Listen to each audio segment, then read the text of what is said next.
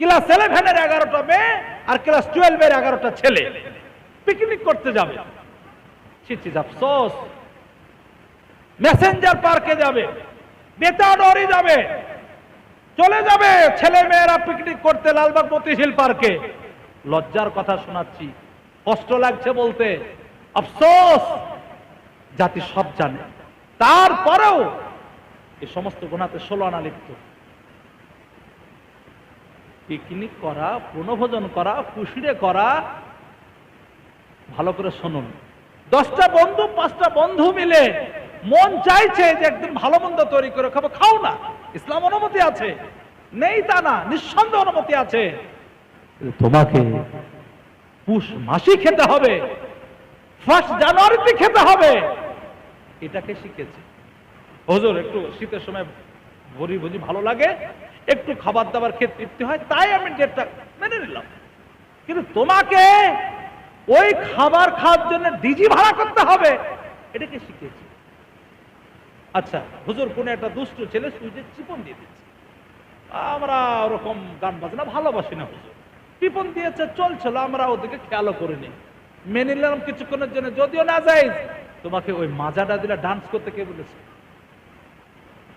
হুজুর ওই তালে তালে একটু হয়ে গেছে, কিছুক্ষণের জন্য একটু ম্যানেজ করে নেন না, মেনে নিলাম, জায়েজ নেই তবু মেনে নিলাম। হাতে মদের বোতলটা তোমাকে কে নিতে বলেছে? আফসোস, লজ্জা লাগে গো। হোলি খেলার সময় এক সময় মদের দাম বাড়ে, আর এই ভাই সাহেবরা শুরু করবে এখন এই পিকনিক করতে, এখন মদের দাম বেড়েছে। ছি ছি ছি, আফসোস। ও ভাই, আমাদের দেশের মানুষ বেশি ছাগলের কুরবানি দেয়। কিসের কুরবানি বলুন তো? এমনি কিনে দেয় তা না, ওই আমাদের বেলডাঙ্গা এলাকার তুলনায় পূব এলাকায় ছাগল পোষার একটু পরিবেশ আছে।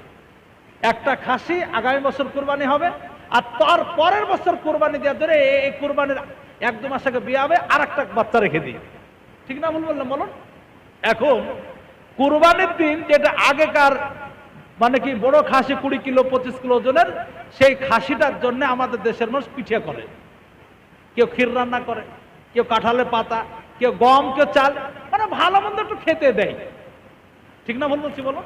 কিন্তু কি কাজ দেখি, কুরবানিটা কিন্তু ওই দিন ভালো করে খায় না, ঢুকে না খাবার, আবার কিছু খায়ও, যাই হোক। এখন ওই পাতা আছে, চাল আছে, সব আছে। এই কোরবানিটা নিয়ে গেল, আগামী বছর যাকে কোরবানি দেওয়া হবে সে কিন্তু একবার পাতায় মুখ দেয়, একবার চালে মুখ দেয়, আর 3 করে লাফায়, মানে একবার বিশাল খুশি। তাদের হুঁশ নেই যে 1 বছর পর আমারও ওই দিনটা বলুন আসবে। আমার দেশের মাথা মোটা যুবকদের হুঁশ নেই, এদের বুদ্ধি নেই। যেমন উত্তরপ্রদেশে যুবকদেরকে সাম্ভালে নির্দ্বিধায় গুলি চালে 5 জন যুবককে একদম পুরো শহীদ করে দিয়েছে। আসামের বুকে একজন মুরব্বীকে রমজান মাসে মদের বোতল ভিতরে ভরে শুকুরের মাংস মুখে দিয়ে শহীদ করে দিয়েছে। এদের হুঁশ নেই। গুজরাটের বুকে যেমন নির্দ্বিধায় শহীদ করেছে একজন আমাদের আম্মাকারী বোন, হচ্ছে 11 জন ব্যক্তি নির্মম ভাবে যার সঙ্গে ধর্ষণ করে প্রকাশ্য সেটা সারা পৃথিবী দেখেছিল, জেল থেকে বেরে ফুলের তোড়াতে তাদেরকে আবার আপ্যায়ন করে বের করা হচ্ছে। এই মাথা মোটা জাতির হুঁশ নেই। তুমি মাজা দুলে ডান্স করো মদের বোতল নিয়ে, কোন নিশায়, কোন আনন্দে বুঝতে পারি না। ভোটে পাস করলে বিজয় মিছিল বের করে, আনন্দ করে, মেনে নেওয়া যায় যে এরা 3 মাস খেটে ভোটে পাস করেছে। বিয়ের অনুষ্ঠানে কেউ একটু দেন আনন্দ ফুর্তি করে, মেনে নিয়ে যায় যে বিয়ের দিন। তুমি পিকনিক করতে যে 1 জানুয়ারিতে তুমি পুষ মাসে মাজা দিলে ডান্স করো কিসের জন্য আমি বুঝতে পারি না। হয়তো খুশির খবর আমার কাছে কিছু আছে। 1 নম্বর খুশির খবর যুবক শুনে নাও, তুমি যে মসজিদে নামাজ পড়ছো, তোমার আব্বাকে যে কবরস্থানে শুয়ে রেখেছো, তোমাকে আগামীকালকের সেই কবরস্থানে শুতে হবে। ঈদের দিনে যেখানে 2 বছরে 2 বার নামাজ আদায় করো, তোমার মহল্লার, তোমার মাদ্রাসাটা, তোমার মহল্লার, তোমার মক্তবখানাটা যে জায়গায় তৈরি, তোমার বাপ দাদার পৈতৃক সম্পত্তি ওয়াকফ করা হয়েছে, সেই জায়গাটা মোদিজি চাচ্ছে আমার আন্ডারে নিয়ে জেলা শাসককে কন্ট্রোল করতে দেব। তোমার বাপ যখন মারা যাবে ওই বাপের কবরটা খোঁড়ার জন্য আগে জেলা শাসকের কাছ থেকে পারমিশন নিতে হবে। তোমার হুঁশ আছে? তোমার বুদ্ধি আছে? কি চক্রান্ত চলছে? তারপরও মাজাটা দুলাচ্ছ তুমি, তারপরও মদের বোতল নিয়ে নাচছো। একটু তোমার বিবেক নেই, বুদ্ধি নেই, কোন জায়গায় অবস্থান করছো? আফসোস, হযরত আবুল হাসান নদভী রহমতুল্লাহ আলাইহি, আল্লাহ তিনার কবরটাকে নূরে নূরান্বিত করে দেখ। সকলে আল্লাহুম্মা আমিন। কথা বলে গেছে ভারতবর্ষের মুসলমানের জন্য, যে ভারতের মুসলমান তোমরা 5 ওয়াক্ত নামাজ কি তাহাজ্জুদ যদি পড়ো আর দেশের হাওয়া আবহাওয়া যদি বুঝে না কাজ করো, তাহলে তোমাদের এক সময় ওই মসজিদে পাবন্দি লেগে যাবে। একটু বুঝতে হবে, একটু বুঝতে হবে। অনুরোধ, যুবকদের আবেদন, দরখাস্ত, খুব নিজের তুমি পয়সাকে নষ্ট করেছো, নিজের অর্থকে বিলীন করেছো। এর জন্য আমি অনুরোধ করছি, আমার দেশের যুবকেরা রেস্টুরেন্টে যে কোনো হিসাব করে না, মোবাইলের পয়সা খরচ করতে হিসাব করে না, ছেলে মেয়েদেরকে পড়ানোর সময় হিসাব করে।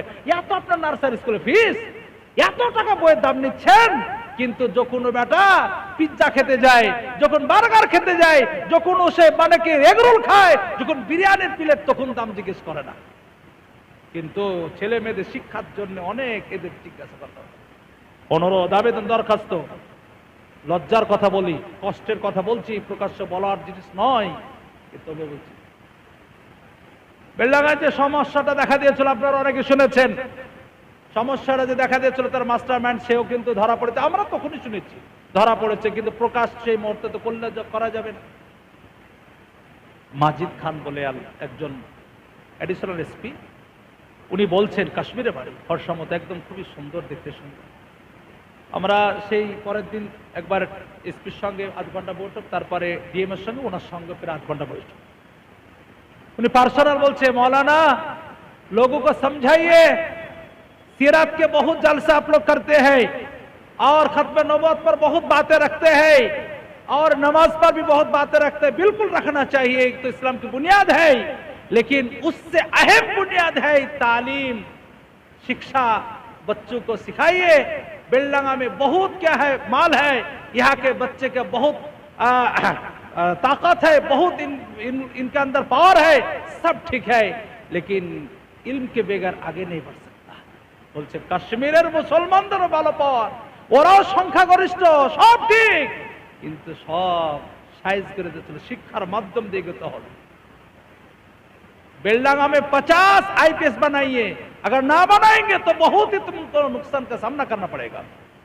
শিক্ষার জন্য না এগিয়ে এলে সমস্যা হবে। এই জন্য যুবকদের বলছি একটু নিজেকে সংযত করো, নিজেকে কন্ট্রোল করো, একটু আল্লাহর দিকে এগিয়ে এসো, ছেলে মেয়েদেরকে শিক্ষা দাও, যে শিক্ষার মাধ্যম দিয়ে দুনিয়া তো প্রতিষ্ঠিত হবে, পরকালও প্রতিষ্ঠিত হবে ইনশাআল্লাহ। বলুন। আমি বলতে চাচ্ছিলাম যুবক, 6 নাম্বার গুনাহ, কিয়ামতের পূর্বে গান বাজনা ব্যাপক হারে চালু হবে। কোন জায়গায় গান বাজনা নেই? স্কুলের অনুষ্ঠানে গান বাজনা, আরে হাজির সাহেবের দোকানে হাল খাতা হবে, কাস্টমার আসবে না, তার জন্য গান বাজিয়ে দেয়। এর থেকে কি ঘৃণার কথা শুনতে? ছি ছি ছি ছি। পিকনিক করতে যে গান বাজনা, বিয়ের অনুষ্ঠানে রাসূল বলেছেন আন-নিকাহ মিন সুন্নতি, বিবাহ হচ্ছে আমার সুন্নত। সে সুন্নতের মজলিসে মাথা মোটার গান বাজায় গো, 3 দিন ধরে ডিজি বাজে। এ জাতিকে কি বুঝাবো? জানে না গান বাজনা হারামটা? রাসূলের সুন্নত আদায় করবে, ডিজি বাজে দেয়। ওহ, হাসিত রাসূল বলেছেন আবারুনিকা বারকাতান আইসারা মাউনাতান, সব থেকে বরকতপূর্ণ বিয়ে হচ্ছে যে বিয়েতে খরচ কম হবে। 54 খানা টাটা সুমো ভাড়া কর মাথা মোটা, 54 খানা টাটা সুমো, 7 খানা প্যান্ডেল হয়, একটা কার্ডের পেছনে খরচ করে 2900 টাকা, একটা কার্ড, ভিআইপি কার্ড। এই হচ্ছে জাতির অবস্থা। কে বলেছিল তোমাকে খরচ করতে হতো? ছেলে মেয়েদের শিক্ষার পেছনে খরচ করো, অজায়গায় পয়সা খরচ করে লাভ নেই। আমি আলোচনা করছিলাম যে গান বাজনা ব্যাপক চালু হবে, সত্যি চালু হয়েছে। প্রত্যেকটা জায়গায় আজকের গান বাজনা, প্রত্যেকটা বাড়িতে, গাড়িতে। আজকের মুসলমানের যতটা বাড়ি আছে প্রত্যেকটা বাড়িতে একটা করে টিভি পাওয়া যাবেই, এলসিডি পাওয়া যাবেই। এছাড়া বাড়ি বরকতের হয় না তাই ভাবে। সব জিনিসের দাম বেড়ে যাচ্ছে, আর টিভি, সিডি, থিয়েটার, এলসিডির দাম কমে, কারণ কি? বুদ্ধি নেই। চালের দামটা কম করতে পারত, আপনার আটার দাম কম ডিজেলের দাম, পেট্রোলের দাম কম করতে পারতো, সব বেড়ে যাচ্ছে। আর টিভি, সিডি, এলসিডি, থিয়েটার কেন? এগুলো বাড়ি বাড়ি পৌঁছাতে হবে, ইমানি তাকাজা নষ্ট করাতে হবে, অশ্লীল অভিনয়গুলো ছেলে মেয়েদের সামনে দিতে হবে। একসঙ্গে বাপ মা ছেলে মেয়ে একসঙ্গে সপরিবার বসে দেখে, ইমানি যে নূর, ইমানের যে পার, ইমানের যে আপনার গ্লেজ, ইমানের যে আসল মানে কি অ্যাকশন, সব নষ্ট হয়ে গেছে, কিচ্ছু নেই। এগুলো বন্ধ না হলে আরো কষ্ট হবে।